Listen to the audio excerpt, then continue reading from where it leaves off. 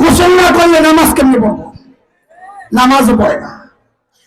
এই অপব্যাখ্যার সুন্নাত দেখাইতেছি, খেয়াল করে। এদেরকে যদি জিজ্ঞেস করা হয় নামাজ কেন ব্যবস্থা, তো কবো কোরআনে আছে একই নায়া বললে, এই যে অপব্যাখ্যা, একই নায়া বললে নামাজ লাগে না। কোরআনের আয়াত কি, ওয়া'বুদ রাব্বাকা হাত্তা ইয়াতিয়াকাল ইয়াকিন, তুমি তোমার রবের ইবাদত করো তোমার ইয়াকিন আসার আগ পর্যন্ত। সমস্ত মুফাসসির বলেন এই ইয়াকিন মানে হচ্ছে মৃত্যু। ইয়াকিন মানে, আর ওরা ইয়াকিন মানে হচ্ছে অন্তরের বিশ্বাস। কারণ ইয়াকিন হয় বসে মোল্লা লাগবে, ইয়াকিন হয় না, এই জন্য মোল্লা নামাজ পড়ে, আমাদের নামাজ লাগে না। শুনে একটা বিষয়, সূক্ষ্ম কথা, কেউ যদি নিজেকে নবীর চেয়ে দামি মনে করে, চোখ বন্ধ করে বুঝতে হবে এটা শয়তান। কেন? কারণ শয়তানই সর্বপ্রথম নিজেকে নবীর চেয়ে দামি দাবি করেছিল, আনা খায়রুম মিনহু, বলে আমি আদমের চেয়ে উত্তম। কাজী কেউ, দুনিয়ার যে কেউ নিজেকে নবীর চেয়ে যদি দামি মনে করে, সে কি? জোরে বলেন, আরো জোরে। যারা বলে আমাদের ইবাদত লাগে না, ইয়াকিন চলে আসছে, এরাও শয়তান। কেন? হযরত ঈসা আলাইহিস সালাম কি ছিলেন? একজন, জোরে বলেন। সূরা মারইয়ামের মধ্যে হযরত ঈসা নিজের পরিচয় দিচ্ছেন এভাবে, ক্বালা ইন্নী আবদুল্লাহ আতানিয়াল কিতাব ওয়াজআলানি নাবিয়্যা ওয়াজআলানি মুবারাকান আইনামা কুনত وأوصاني بالصلاة والزكاة ما دمت حيا। হযরত ঈসা বলেন আমি আব্দুল্লাহ। আমি কি? তবে তোমরাও আব্দুল্লাহ, আমিও আব্দুল্লাহ। বেশ কম হচ্ছে, আমাকে আল্লাহ কিতাব দিয়েছেন এবং আমাকে নবী বানিয়েছেন, এবং আল্লাহ তাআলা আমাকে এক নিয়ামত দিয়েছেন যা আমার সাথে যেটাই সম্পৃক্ত হয়, আমি যেখানেই থাকি আল্লাহ সেখানে বরকতে ভরে দেয়। ভাই গেছে বোনের বাড়িতে বেড়াইতে, দুপুর বেলা খাওয়ানোর টাইম, ভাই কলিং বেল টিপে টিপে টিপে, বোন কথাও কয় না, দরজাও খোলে না, ঘরে কেউ নাই, এমন একটা ভাব। ভাই বুঝছে কাহিনী কি, জানালার কাছে যায় বলে, দিদি আমি কিন্তু খেয়ে আসছি। দিদি তাড়াতাড়ি দরজা খোলে আর বলে, আগে বলবি না। ওরা কি পেস খাবে? এই জন্য মাঝে মধ্যে ওদের কলিজা শুকাইতে শুকাইতে তো হাড্ডি হয়ে গেছে, রুচি এত নোংরা। মাঝে মধ্যে যখন দেখি শ্রীলঙ্কা এসে আমার দেশে ঢুকার একটা ভাব লইতেছে, আমি কই এই মুহূর্ত নাই। কেন? আরেকটা দেশ দখল করার মতো উন্নত চরিত্র, উঁচু মানসিকতা, শক্তিশালী মানসিকতা লাগে, যাদের রুচি এত নোংরা, এরা আরেকটা দখল করার মতো হিম্মত রাখে না। এই জন্য আমরা যখন দেখি আমাদের দেশ দখলের হুমকি দেয়, কে কি অবস্থা জানি না, আমি কিন্তু ভয় পাই না। কেন? আমি জানি এটা সম্ভব না ওদের জন্য। বরং তাদেরকে বলি কি, বাংলাদেশ দখল করার আগে নিজেদের হাগার জায়গা ঠিক করে এখন রাস্তাঘাটে মন্তব্য করে। বিশ্বাস করেন না আপনারা, আমরা যখন দেওবন্দে যাচ্ছিলাম তখন দেখছি, আল্লাহ, ট্রেন লম্বা সফর, 36 ঘন্টা আমাদের যেই ট্রেনে উঠছিলাম অমৃতসরে, দিন যায় রাত আসে, রাত যায় দিন আসে, সময় তো যায় না। সকাল হইলেই জাহালার কাছে যাইতাম নতুন এলাকা দেখার জন্য। আয় আল্লাহ, মাঝে মধ্যে যাই জাহালার কাছে যাই তো লজ্জায় চোখ ফিরে নিতাম, এই কি অবস্থা। কেন? দেখতাম কি রেল লাইনে লাইন ধইরা বইছে ফ্যামিলি প্যাকেজ, জুয়ান বুড়া নারী পুরুষ যা আছে এরকম চিকুন বোতল একটা লইয়া চুপচাপ হয়ে রইছে। বেডিরা ইজ্জত রক্ষায় ঘুমটাটারে টাইনা পিছন দিয়া খালি কাম সারতাস। এরা বলে আমার দেশ দখল করবো, কত দেখি। আমি কই, কাকু দাদা সাহস করে ঢুকে যা, খেলা হবে। আরে খেলবো, ঢোক। ছোটবেলা থেকে যে জিহাদি চেতনা লালন করছি, প্রকার বাস্তবায়নের জন্য সুযোগ তো পাচ্ছি না। তোরা না ঢুকলে ঢুকে যা। বাংলাদেশ দখল করার হুমকি দাও। মুসলমান কোন নির্দিষ্ট ভূখণ্ডের চিন্তা করে না, মুসলমানের চিন্তা গোটা দুনিয়া ব্যাপী। আলহামদুলিল্লাহ আমাদের সভ্য বাস্তবায়ন শুরু হয়ে গেছে। তাকায়া দেখ, সিরিয়ায় কালিমার পতাকা উঠে গেছে, আফগানিস্তানে কালিমার পতাকা উঠে গেছে। আর আমার দেশটি গোয়াটির দখল করবি, আমরা তো স্বপ্ন দেখি ইনশাআল্লাহ খুব শিগগির দিল্লির লালকেল্লায় আবারও কালিমার পতাকা পথ করবে ইনশাআল্লাহ।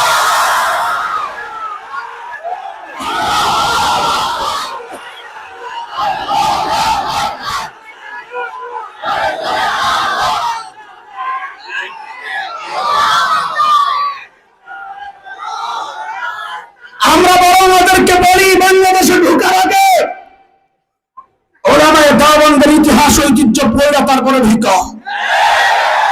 তাদের রোহানি সন্তানরা, শাইখুল হিন্দের রোহানি সন্তানরা এই জমিনে বসবাস করে। আমার কাবির আস্তাফের ইতিহাস হচ্ছে ওলামায়ে দেওবন্দের রক্ত যখন এই ভূমিতে স্পর্শ করেছিল, ব্রিটিশ লাল কুত্তা পালাতে বাধ্য হয়েছে। ওলামায়ে দেওবন্দের রক্ত যখন আফগানিস্তানের জমিন স্পর্শ করেছিল, রাশিয়ার শেখ ভল্লুকেরা পালাতে বাধ্য হয়েছে। সাম্প্রতিক কালে তালেবানের শহীদ হয়ে যখন আবার ওলামায়ে দেওবন্দের রক্ত আফগানিস্তানের জমিন স্পর্শ করেছে, আমেরিকা নেটো লাল কুত্তারা লাশ গুটায়া পালাতে বাধ্য হয়েছে। এটা হচ্ছে অতীতের ইতিহাস।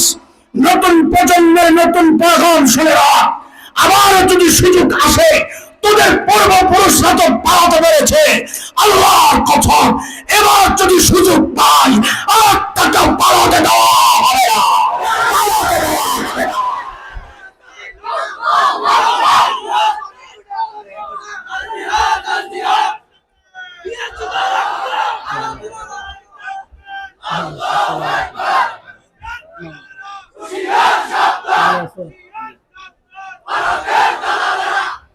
মুহতারাম হাজিরিন, পদ্ধতি করা তাদের কল্পনা বা সময় কম মনে আছে নি?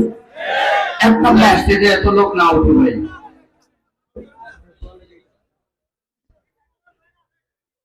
আল্লাহ বলেন। এক নম্বর, 2, 3, 4। সমাজ বেটা, চলেন এবার একটা পোস্টমর্টেম করি এই সমাজে। আমি বরং বলি কি, সহজে বুঝেন, শয়তানের ধোঁকা গুলো সব পুরাতন, কিন্তু বাটপার হওয়ার কারণে ও খালি নতুন নতুন প্যাকেট সামনে পেশ করে। জিনিস আগেরটাই। বলেন জিনিস কি? সময়ের আনন্দের কাজ হচ্ছে ওই প্যাকেট ছিঁড়া ভিতরের জিনিস দেখা দেওয়া আপনাকে, ভাই জিনিস কিন্তু আগেরটাই। বুঝে আসছে না কথা? বলেন। এক নাম্বার, অপব্যাখ্যার একটা নমুনা আপনাকে শোনাই। দেখেন, কথা কইস না রে, বাংলাদেশের বহু মাজার আছে, মুরাদনগর তো নেই। আচ্ছা শুন, ওই মাজারে অনেক বাবারা থাকে। সেটা হলো কেউ শেকল বাবা, তালা বাবা, ছালাসা, খেতাসা, বদমাসা, এখন খালি বাকি আছে ফিদাসা। এগুলার চুল দাড়ি মাশাআল্লাহ জটলা দেখলে বোঝা যায় কয়েক বছরেও গোসল করে নাই। তো গোসল না করলে নামাজ কেমনি পড়বো? নামাজও পড়ে না। এই অপব্যাখ্যার সুন্নাত দেখাইতেছি, খেয়াল করে। এদেরকে যদি জিজ্ঞেস করা হয় নামাজ কেন ব্যবস্থা, তো কব কোরআনে আছে, একই নায়া বললে, এই যে অপব্যাখ্যা, একই নায়া বললে নামাজ লাগে না। কোরআনের আয়াত কি? ওয়া'বুদ রাব্বাকা হাত্তা ইয়াতিয়াকাল ইয়াকিন, তুমি তোমার রবের ইবাদত করো তোমার ইয়াকিন আসার আগ পর্যন্ত। সমস্ত মুফাসসির বলেন এই ইয়াকিন মানে হচ্ছে মৃত্যু। ইয়াকিন মানে, আর ওরা ইয়াকিন মানে অন্তরের বিশ্বাস। কামগো ইয়াকিন হয় বসে, মোল্লা গো ইয়াকিন হয় না, এই জন্য মোল্লা নামাজ পড়ে, আমগো নামাজ লাগে না। শুনে একটা বিষয়, সূক্ষ্ম কথা, কেউ যদি নিজেকে নবীর চেয়ে দামি মনে করে, চোখ বন্ধ করে বুঝতে হবে এটা শয়তান। কেন? কারণ শয়তানই সর্বপ্রথম নিজেকে নবীর চেয়ে দামি দাবি করেছিল। আনা খায়রুম মিনহু বলে, আমি আদমের চেয়ে উত্তম। কাজী কেউ, দুনিয়ার যে কেউ নিজেকে নবীর চেয়ে যদি দামি মনে করে, সে কি? জোরে বলেন, আরো জোরে। যারা বলে আমাদের ইবাদত লাগে না, ইয়াকিন চলে আসছে, এরাও শয়তান। কেন? হযরত ঈসা আলাইহিস সালাম কি ছিলেন? একজন, জোরে গান। সূরা মারইয়ামের মধ্যে হযরত ঈসা নিজের পরিচয় দিচ্ছেন এভাবে, قال إني عبد الله آتاني الكتاب وجعلني نبيا وجعلني مباركا أينما كنت وأوصاني بالصلاة والزكاة ما دمت حيا হযরত ঈসা বলেন আমি আব্দুল্লাহ আমি কি তবে তোমরাও আব্দুল্লাহ আমিও আব্দুল্লাহ বেশ কম হচ্ছে আমাকে আল্লাহ কিতাব দিয়েছেন এবং আমাকে নবী বানিয়েছেন এবং আল্লাহ তাআলা আমাকে এক নিয়ামত দিয়েছেন যে আমার সাথে যেটা সম্পৃক্ত হয় আমি যেখানেই থাকি আল্লাহ সেখানে বরকতে ভরে দেন আল্লাহ তাআলা আমাকে নবী বলছেন একজন নবী বলছেন কি আল্লাহ তাআলা আমাকে নির্দেশ দিয়েছেন গুরুত্ব সহ আমি যেন আওসানি বিসসালাত ওয়াজ যাকাত মা দুমতু হাইয়া আমি যেন মৃত্যুর আগ পর্যন্ত যতদিন জীবিত থাকি আমি যেন ইবাদত করি নামাজ পড়ি যাকাত আদায় করি একজন নবী বলছেন আমাকে আমৃত্যু ইবাদতের নির্দেশ দিয়েছেন আল্লাহ আর মাজার ওয়ালা বলে আমার ইবাদত লাগে না তাইলে তারা নিজেকে নবী ঈসার চেয়ে দামি মনে করছে কেউ যদি নিজেকে নবীর চেয়ে দামি মনে করে সে কি আর ধরে বলেন কি এই যে অপব্যাখ্যার একটা নমুনা দেখাইলাম বেশি দেখাইলে সময় চলে যাবে হাজারো ব্যাখ্যা হাজারো অপব্যাখ্যা আমাদের চারপাশে ঘুরে দেখাইতে পারলে আপনাদের ভালো হতো কিন্তু সময় নাই সবটিরে একটু চার্জ দিতে চাই বলেন 2 নাম্বারটা কি বলেন তাড়াতাড়ি আরো জোরে বাংলাদেশে এই মুহূর্তে ভয়ঙ্কর সবচেয়ে বড় যে সিস্টেমটা চলছে এটার মধ্যে অন্যতম একটা হচ্ছে অপপ্রচারের মাধ্যমে শয়তান মানুষকে দিন থেকে দূরে সরাতে চায় যেমন আপনাদেরকে একটা উদাহরণ দিই এই যে এখন ডিসেম্বর চলতেছে আর জানুয়ারি চলছে বহু স্কুল কলেজ দেখবেন খেলাধুলার প্রতিযোগিতা চলছে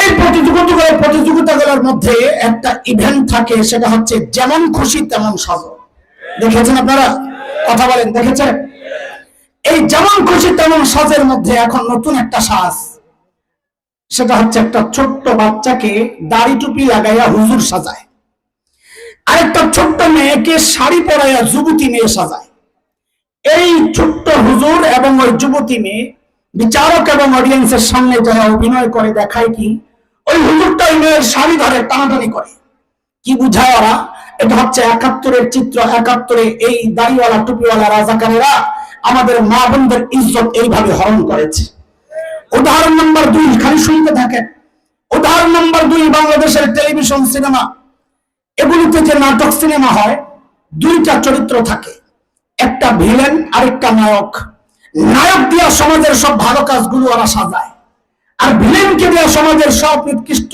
কুৎসিত কাজগুলো করায় ইদানিং আমরা শুনতে পাচ্ছি ওই ভিলেন সাজাইতে গিয়ে ওরা ভিলেনের মাথায় একটা টুপি লাগাইয়া দেয় মুখে একটু দাড়ি লাগাইয়া দেয় উদাহরণ নাম্বার 3 2013-র কথা আপনাদের মনে থাকার কথা ঢাকার শাহবাগে গণজাগরণ মঞ্চ বসেছিল মনে আছে দাবি কি যুদ্ধাপরাধীদের বিচার ত্বরান্বিত করার দাবিতে দেখেন এই দাবির সাথে আমাদের কোনো শত্রুতা মিত্রতা কোনোটাই নাই আমরাও চাই যুদ্ধাপরাধীদের বিচার হোক আমরাও চাই সমস্ত জালিমের বিচার হোক কিন্তু আমাদের আপত্তির জায়গাটা ছিল কোন মাজলুম যেন জালিমের জায়গায় না আসে এবং তাই হয়েছে আল্লামা কোরআনের পাখি আল্লামা দিলাওয়ার হোসেন সাঈদী রাহিমাহুল্লাহ তাআলা তিনি 71-এ দর্শন করেছেন কারো বাড়িঘর লুট করেছেন এটা একটা পাগলও বিশ্বাস করে না কালো মানিক্যদের মতো মানসিক বিকারগ্রস্ত দালালরা ছাড়া এটা কেউ দাবিও করে না এই জন্য এই শয়তানকে যখন ছেলেমেয়েরা সীমান্তে পেয়েছিল পিটায়া কলা পাতার মধ্যে শোয়া দিছিল আমি বলি তার বিচার হয় নাই এখন তো আদালতে চলে গেছে তার আগে কানটা সারার দরকার ছিল ওর টুকরা টুকরা করে পাগলা কুত্তা দিয়ে শরীরটা খাওয়া দরকার ছিল কথা বলেন ঠিক কিনা এরকম শয়তান এরকম নিকৃষ্ট পাপীদেরকে মহৎ শাস্তি দেওয়া দরকার বিচার এই লেন্দি প্রসেসে এদেরকে নিয়ে লাভ নাই তবে পোলাবেন একটা কাজ করছে আমার বড় ভালো লাগছে এক জায়গায় লাঠি দিয়া জিনিসটা বেকার করে আইছে ওইটা আমার খুব ভালো লাগেছে আরে কথা বল তোমরা আল্লাহু আকবার একটু শান্তি পাইছি ওই দৃশ্য দেখা যখন দেখছি অপারেশন থিয়েটার হয়ে জায়গায় কাম চলতেছে কলিজা একটু শান্ত হয়েছে তাও পুরা শান্ত হইতে যদি ওরে আমি কমাইতে পারতাম ওরা যদি বেলেট দিয়ে কিছু কিছু করে কাটতে পারতাম, কলেজা শান্তি তো হারে একজন কোরআনের পাখি সারা জিন্দেগি যিনি মানুষকে কোরআনের কথা শুনিয়েছে, সেই মানুষটার জন্য ফাঁসির আন্দোলন সে করেছে, যাবজ্জীবন তার মন পুত হয় নাই, ফাঁসি আন্দোলন করেছে। এই খবিসকে ফাঁসি দেওয়া দরকার, কথা কর, আওয়াজ উঠানো দরকার, আওয়াজ। এই নিষ্পাপ মানুষগুলোকে যারা আদালতে নিয়ে বেইজ্জতি করেছে, যুগ যুগ ধরে দিনকে দিন ফাঁসির কাস্টে ঝুলানোর জন্য কন্ডেম সেলে রেখে নির্যাতন করেছে, পোষ করে করে মৃত্যুর দিকে ঠেলে দিয়েছে, এদের প্রত্যেকটাকে ধরে ধরে প্রকাশ্যে ফাঁসিতে ঝুলানো দরকার, ফাঁসিতে ঝুলানো দরকার। মুহতারাম হাজিরিন, কথা শুনে সেই 2013-র কথা, ঢাকার শাহবাগে গণজাগরণ মঞ্চের সেই উত্তাল দিনগুলোর উত্তাপ আমার শরীরে খুব লাগতো। কেন? আমি খুব কাছেই তো থাকি, সায়েন্স ল্যাব, অল্প দূরত্ব, মানুষ আসা যাওয়া করে, মানুষকে দেখে বুঝি গরম চলতেছে এলাকা, আমরা তো আর যাইতে পারি না। তো একদিনের গল্প শোনাচ্ছি আপনাদের, দেখেন কারো শোনা গল্প আপনাদেরকে শোনাচ্ছি, মাই উইটনেস, আমার সাথেই হওয়া ব্যাপার, আমি চাক্ষুষ সাক্ষী, সোজা কথাই বলবো। সায়েন্স ক্যাম্প মোড়ে একটা লম্বা ফুট ওভার ব্রিজ আছে, কেউ দেখেছেন? পায়ে হেঁটে রাস্তা পার হওয়ার ব্রিজ। একদিনের গল্প, উত্তর দিক থেকে দক্ষিণ দিকে ছিল আমার গন্তব্য। দক্ষিণ দিক থেকে এক মা তার ছোট্ট বাচ্চাকে নিয়ে উত্তর দিকে যাচ্ছে, ব্রিজের উপর আমাকে ক্রস করবে। মা এবং ওই বাচ্চার বেশভূষা দেখে, তাদের গেট আপ সেট আপ, সাজসজ্জা, পোশাক আশাক দেখে আমার বুঝতে কষ্ট হয় নাই তারা গণজাগরণ মঞ্চ থেকে এসেছে। এতে আমার কোনো আপত্তি নাই, এটা তো মায়েরই কাজ, সন্তানের হৃদয়ে ইমানি চেতনা জাগ্রত করা, দেশপ্রেম জাগ্রত করা, এটা তো মায়েরই কাজ। কিন্তু বিপত্তি বাঁধলো কোথায়? ওই মা যখন আমাকে ক্রস করবে, সে তার সন্তানকে আমাকে দেখায়া দেখায়া শেখায়া দিচ্ছে বলার জন্য, বলো বলো তুই রাজাকার, তুই রাজাকার, তুই রাজাকার। এরা দোস্ত আমাদের স্পষ্ট কথা, 1971-এর মুক্তিযুদ্ধতে দাঁড়িয়ে টুপির বিরুদ্ধে হয় নাই। 71-এর মুক্তিযুদ্ধ ছিল মজলুমের প্রতিরোধ, জালেমের বিরুদ্ধে। তোমরা যেই ভাষণ নিয়ে গর্ব করো 7ই মার্চের, সেই তত্ত্ব ভাষণ যা মানুষকে আন্দোলিত করেছিল, সেদিন তিনি বলেছিলেন এবারে সংগ্রাম, মুক্তির সংগ্রাম, রক্ত যখন দিয়েছে আরো দেব, এদেশকে মুক্ত করে ছাড়বো ইনশাআল্লাহ। স্বাধীনতার আওয়াজে ইনশাআল্লাহ উচ্চারিত হওয়া সেই ডাক কোনোদিন ইসলামের বিরুদ্ধে হতে পারে না। ইতিহাস আমরাও পড়েছি, তোমরা আরেকবার পাঠ করো, যাও ঢাকার আগারগাঁয়ে জাদুঘর আছে, মুক্তিযুদ্ধ জাদুঘর, সেখানে যায় দেখো, ইতিহাসের সাক্ষী হয়ে আছে, বহু পোস্টার দেয়ালে সাঁটানো আছে, রাজাকারদেরকে ধরার দৃশ্য আমরা দেখেছি। অধিকাংশ রাজাকারের মুখে দাড়ি নাই, মাথায় টুপি নাই। বরং কয়েক বছর আগে আমরা দেখেছি এক সংগঠন মুক্তিযোদ্ধাদেরকে সম্মাননা ক্রেস্ট দিয়েছিল, আমরা গর্বের সাথে লক্ষ্য করেছি অধিকাংশ মুক্তিযোদ্ধার মুখে দাড়ি, মাথায় টুপি। তাইলে আমাদের জানতে চাওয়া, এরা কারা যারা মুক্তিযুদ্ধকে দাড়ি আর টুপির বিরুদ্ধে দাঁড় করাতে চায়? আমাদের স্পষ্ট কথা, এরা হচ্ছে নব্য আবু জাহেল। ওই যুগের আবু জাহেলরা নানান প্রক্রিয়ায় চাইতো মানুষকে কোরআন থেকে দূরে সরানোর জন্য। লা তাসমাউ লিহাযাল কোরআন ওয়ালগাউ ফি, এইভাবে বলতো কোরআন শুনবা না, কাউকে শুনতে দিবা না। সূরা হামিম সাজদার 26 নম্বর আয়াত তেলাওয়াত করে দেখবেন।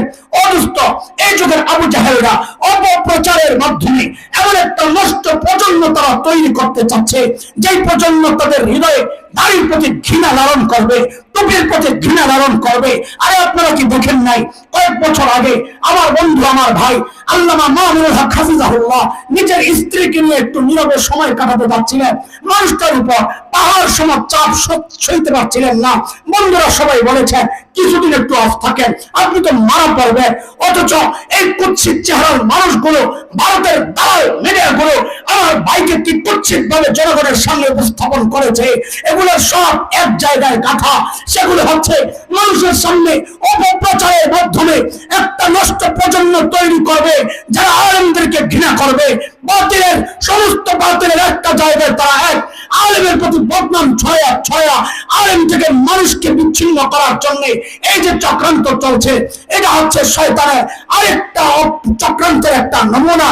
ওদের উদ্দেশ্যে আমাদের স্পষ্ট পায়হা, এই কুলাঙ্গাররা শুনে রাখ, বাংলাদেশে ইসলাম কচুরি পানার মতো ভেসে আসে নাই। এই দেশের ইসলামের গোড়ায় আর ইব্রাহিমের জিকির রয়েছে, এই দেশের ইসলামের গোড়ায় হাফিজের সিজদা হয়েছে, এই দেশের ইসলামের গোড়ায় আল্লামা আহমদ শফির চোখের পানি হয়েছে, এই দেশের ইসলামের গোড়ায় আল্লামা আলীর মেহনত হয়েছে। এই দেশ থেকে ইসলাম নিশ্চিহ্ন করা এত সোজা না। কুলাঙ্গার রসরেরা ৭১ দেশ মুক্তির জন্য একবার মুক্তিযুদ্ধ হয়েছে।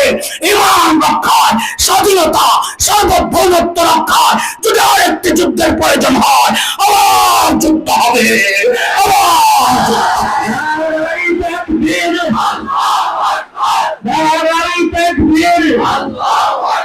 ইসলামের সত্যরা আলমের সত্যরা নারাই তাকবীর, নারাই তাকবীর। আল্লামা খালেদ সাইফুল্লাহ ইবনে সাইদের আগমন। আরে স্লোগান বহুত দিছেন, বলেন পীর সাহেব হুজুরের আগমন, ইসলাম হুজুরের আগমন। সুলতান জাতির পক্ষ থেকে আরে পক্ষ পরে সুলতানুল্লাহ ইজমির আগমন, কমলার মতো গালওয়ালার আবেদন।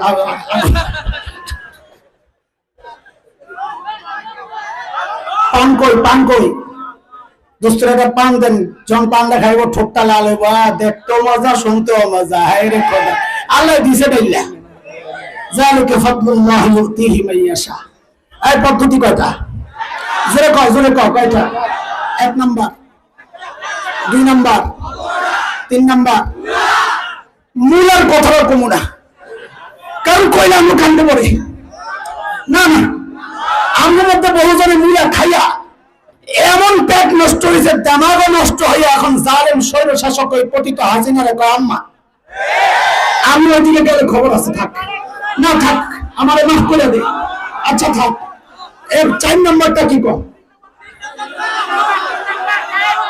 আচ্ছা রাখ, রাখ, রাখ। আচ্ছা আরেকদিন করবে। আচ্ছা ঠিক আছে, আচ্ছা রাখ। আল্লাহ তাআলা শয়তানের সব রকমের ধোঁকা থেকে আমাদেরকে হেফাজত করে। আমার ভাই আসতেছে রাস্তায়, তোরা আমারে আটকায় রাখলে বেটা, এই যে শেষে বড় জ্যাম লেগে দেবো। জ্যাম মুক্ত শহর চাই আমরা। আল্লাহ এই মাহফিলকে কবুল করে। আল্লাহ এই ইয়াকুব ভাই সামনে পাল দেওয়ার লিগা কই না সানাউল্লাহ সানা। আল্লাহ তাআলা আমার ভাইকে, আল্লামা মামুনুল হককে, সমস্ত এই সমস্ত সিংহ পুরুষদেরকে আল্লাহ তাআলা তার নিরাপত্তার চাদরে ঢেকে রাখেন। আমিন। ওয়া আখিরু দাওয়ানা আলহামদুলিল্লাহি রাব্বিল আলামিন। আসসালামু আলাইকুম ওয়া রাহমাতুল্লাহি ওয়া বারাকাতুহু।